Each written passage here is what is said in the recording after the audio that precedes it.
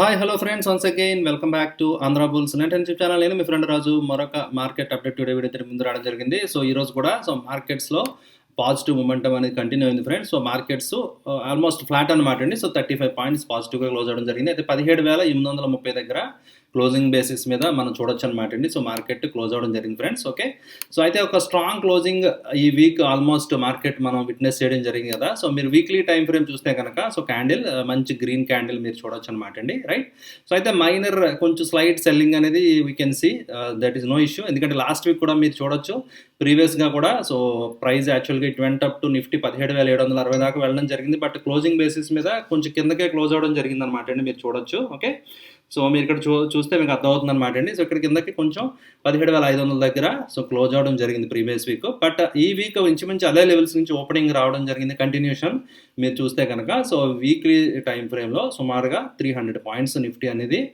పెరిగినట్టు మీరు ఇక్కడ చూడొచ్చు అనమాట. 17,500 నుంచి అండ్ 17,800 దాకా సో మూమెంట్ అనేది సో మనం విట్నెస్ చేయొచ్చు అనమాట అండి. సో నిఫ్టీ స్ట్రాంగ్గానే సో ఈ వీక్ క్లోజింగ్ అనేది మనం చూడొచ్చు ఫ్రెండ్స్. రైట్, సో అదేవిధంగా బ్యాంక్ నిఫ్టీ విషయానికి వస్తే కనుక బ్యాంక్ నిఫ్టీ కూడా చాలా స్ట్రాంగ్ క్లోజింగ్. అండ్ ఏదైతే నేను చెప్పాను ఆల్రెడీ డబ్ల్యూ ప్యాటర్న్ అని చెప్పాను కదా ఫ్రెండ్స్. ఓకే, కంటిన్యూ అవుతుందన్నమాట అండి. ఆ బ్రేక్అవుట్ లెవెల్ దాటి it is continuing. And trend చూడొచ్చు అనమాట మీరు. హయ్యర్ లోస్ తోటి ట్రెండింగ్గా మంచి స్ట్రెంత్ అనేది సో క్లియర్ కట్గా మీరు అబ్జర్వ్ చేయొచ్చు అనమాట అండి. సో ఇక్కడ మీరు వీక్లీ క్యాండిల్ కూడా మీరు అబ్జర్వ్ చేయొచ్చు. మంచి స్ట్రాంగ్ క్యాండిల్స్ అనేవి వెన్ కంపేర్డ్ విత్ నిఫ్టీతో పోల్చుకుంటే సో బ్యాంక్ నిఫ్టీలో మంచి స్ట్రాంగ్ క్యాండిల్స్ అనేవి మనం చూడొచ్చు అనమాట అండి. Right, so 41,000 very soon reach అవ్వచ్చు. అండ్ లైఫ్ టైం హై ఏదైతే ఉందో రీసెంట్ లైఫ్ టైం హై కూడా వెళ్ళే అవకాశాలు కనిపిస్తున్నాయి. Or it may take time, ఎందుకంటే దివాళీ టైంకి మేబీ కొత్త లైఫ్ టైం హైకి తీసుకెళ్లే ఛాన్సెస్ ఉన్నాయి.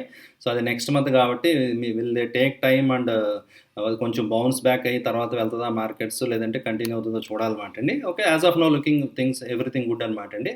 సో అంతా కూడా సో బాగానే ఉండడం జరిగిందనమాట అండి. రైట్, అయితే ఇన్స్టిట్యూషన్స్ వైజ్ మీరు చూస్తే కనుక ఈరోజు 2,130 కోట్లు ఎఫ్ఐఎస్ బై చేయడం జరిగింది. సో డిఐఎస్ 1,160 కోట్లు సెల్ చేయడం జరిగిందనమాట అండి.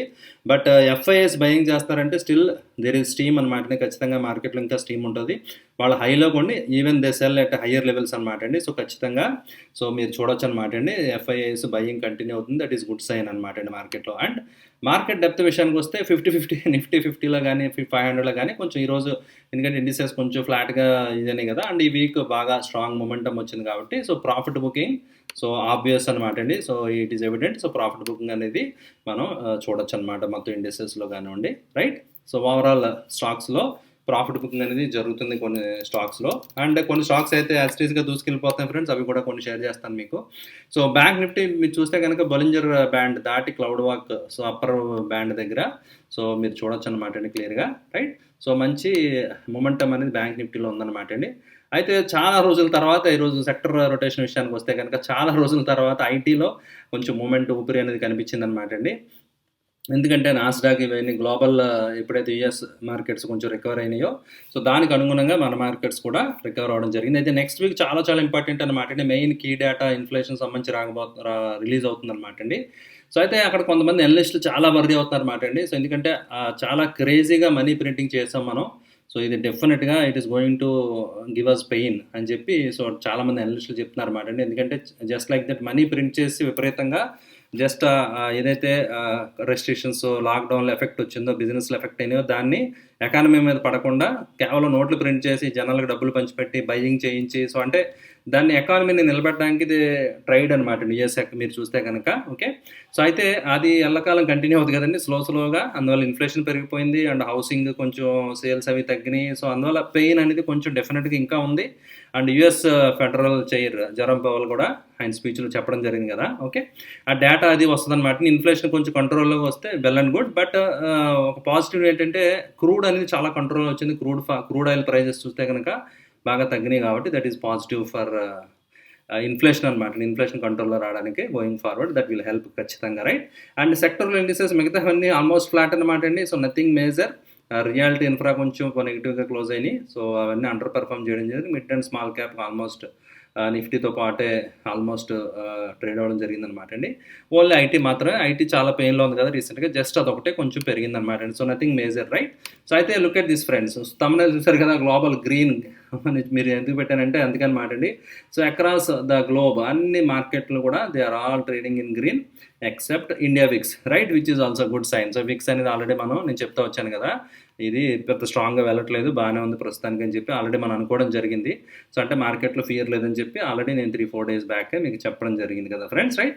సో ఇండియా విక్స్ కూడా మీరు చూడొచ్చు అనమాట అండి, కూల్ ఆఫ్ అవుతుంది, which is a very good sign. So మార్కెట్లో ఇంకా స్ట్రాంగ్ మొమెంటం కంటిన్యూ అవ్వచ్చని చెప్పి. And look at this DAX friends, Europe అనేది చాలా వండర్ఫుల్గా స్ట్రాంగ్గా ట్రేడ్ అవుతుంది. ఈరోజు యూఎస్ అవి కూడా ఎలా ట్రేడ్ అవుతాయో చూద్దాం మరి.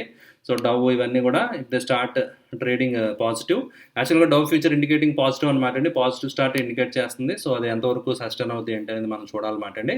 So far everything is looking good. So let us hope continue అవుతాయి కనుక సో చాలా బెటర్ అనమాట అండి. సో మన మార్కెట్స్ డెఫినెట్గా న్యూ లైఫ్ టైమ్ హైస్కి వెళ్ళే ఛాన్సెస్ ఖచ్చితంగా విత్ ఇన్ మంత్ టైంలో ఉండే అవకాశం ఖచ్చితంగా ఉంది ఫ్రెండ్స్, రైట్. ఓకే అండి. సో అండ్ మీకు తెలుసు కదా already, so I'm holding ETFs అన్ని మీకు చెప్పడం జరిగింది. సో మీలో కూడా కొంతమంది హోల్డ్ చేస్తున్నారు, I think. So will be making very good profits అనమాట అండి, రైట్. అండ్ కొన్ని స్టాక్స్ ఆల్రెడీ నేను చెప్పాను కదా ఫ్రెండ్స్, వినైల్ కెమికల్ ఈ రోజు కూడా almost it went like 10%, it is moving like crazy. కొంచెం ప్రాఫిట్ బుకింగ్ జోన్లో ఉంది, కొంచెం కాషియస్గా ఉండండి నేను చెప్పాను కదా నేను. But let it reverse, let it give the signal. Okay, ఈ ట్రెండ్ లైన్ దగ్గర ఒక రిజెక్షన్ రావచ్చు అని చెప్పి మనం అనుకోవడం జరిగింది. ఇది మంత్లీ టైం ఫ్రేమ్ కదా, సో ఇది వెళ్ళొచ్చు మళ్ళీ. క్యాండిల్ విక్ అనేది మంత్ క్లోజ్ అయిన తర్వాత కానీ మనకు తెలియదు అనమాట.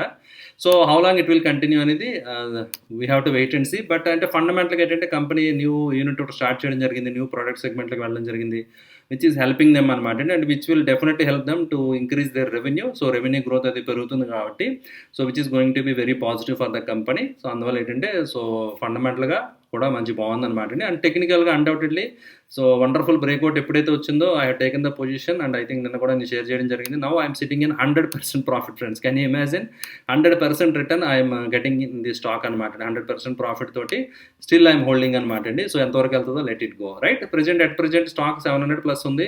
స్లోగా I will shift my stop loss. యాక్చువల్గా స్టాప్ లాస్ 560 అలా అనుకోవడం జరిగింది.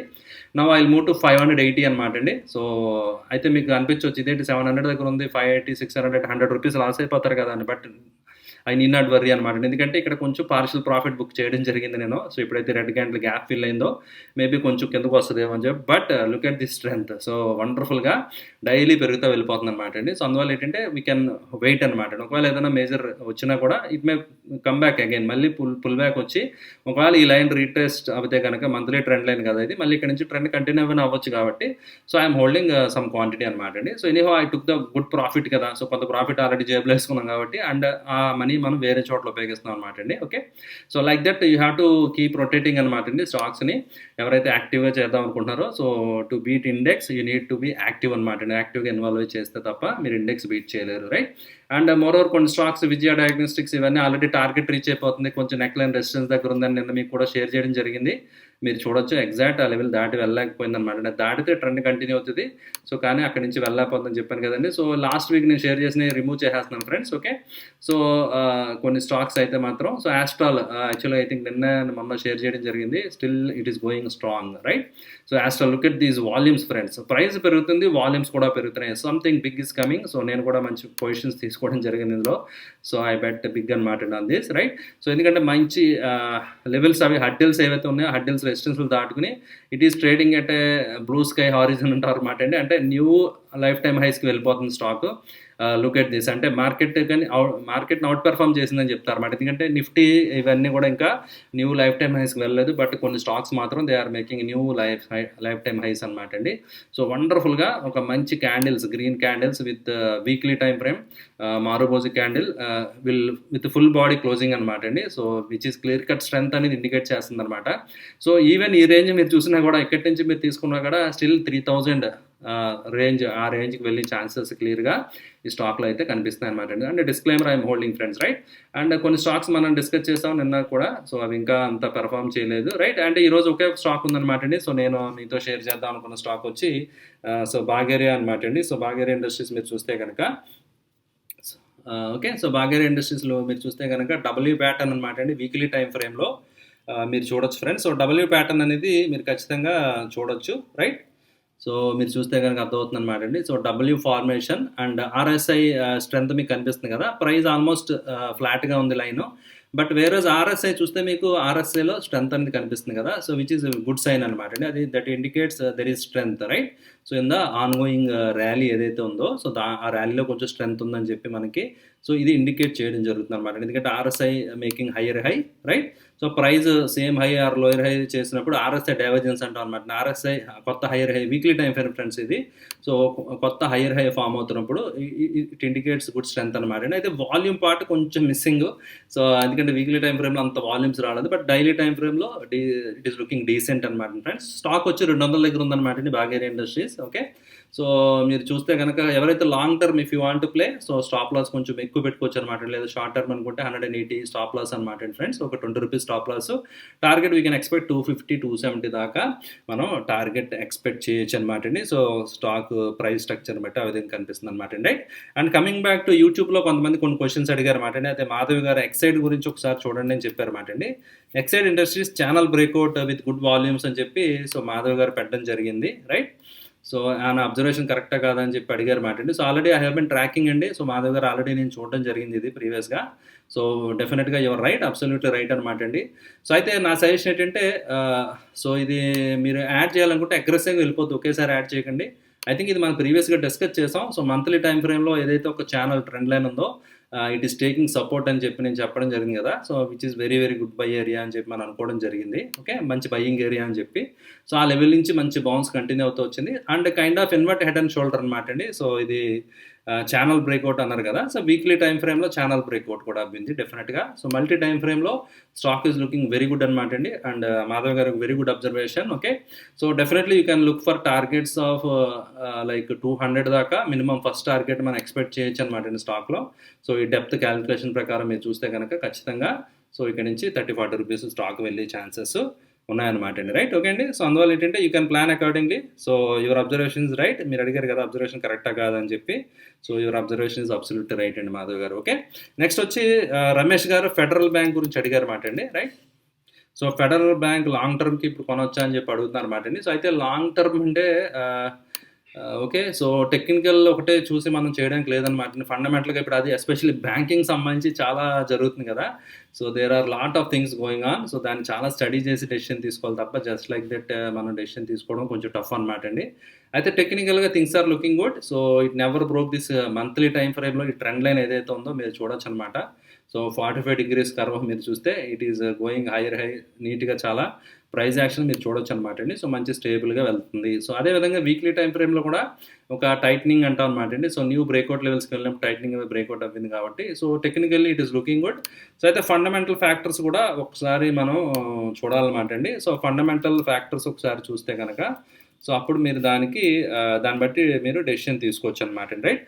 ఒకసారి ఫండమెంటల్స్ ఏమైనా బ్రీఫ్గా ట్రై చేద్దాం. ఓకే, సో ఎలా ఉందనేది ఒకసారి అవుట్లైన్ అనమాట అనేది, ఇన్ డెప్త్ కాదు friends. Okay, just outline I'm looking. So చూసి దాన్ని బట్టి మనకు ఒక ఐడియా ఉంటుంది. పిఈ మల్టిపుల్ బాగానే ఉంది, market cap Kasa ratio it's okay. So nothing bad అనమాట అండి. Current account saving account ratio ఏదైతే ఉందో అది అరౌండ్ 34% అనేది డీసెంట్ అనమాట అండి. Okay, and promoter holding, right? ROE, CR, okay, ROCE అన్నీ బాగానే ఉన్నాయి అనమాట అండి. సో కాస్ట్ ఇన్కమ్, ఓకే, ఇది కొంచెం కాస్ట్ ఇన్కమ్ కొంచెం ఎక్కువ ఉన్నట్టుంది, right? It's okay.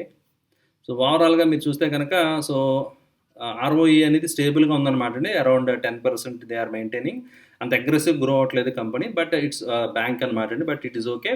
But net interest income అది కూడా చూడొచ్చు, ఇది పెరుగుతుంది. ద గుడ్ సైన్ ఈజ్ చాలా మంచి సైన్ అంటే ఎన్పిఎస్ తగ్గుతున్నాయి, విచ్ ఇస్ వెరీ గుడ్ అనమాట అండి. సో నెట్ ఎన్పిఎస్ ఏవైతే ఉంటాయో ఎన్పిఏ పర్సంటేజ్ తగ్గుతూ ఉంది, right? Which is very good sign.